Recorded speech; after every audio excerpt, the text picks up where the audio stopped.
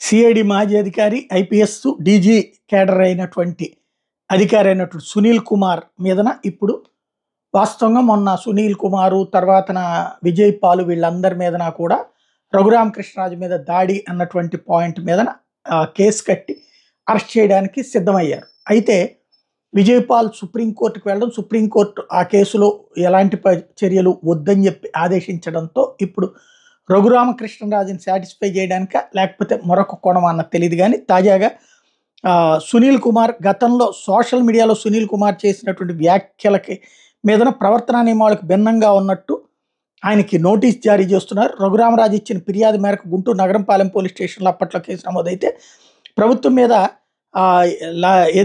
Last ఏడాది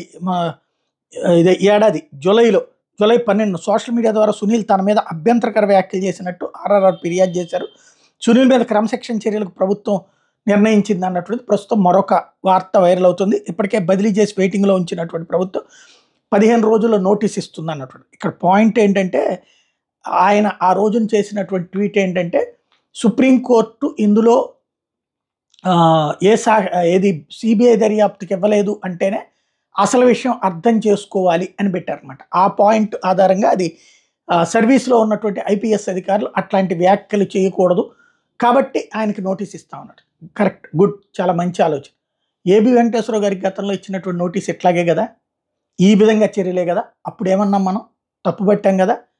ఆయన తన కేసు గురించి తను మాట్లాడితే కూడా తప్పేనా అన్నాం కదా. ఆ తప్పు గురించినే జగన్మోహన్ రెడ్డికి పనిష్మెంట్ అన్నాం కదా.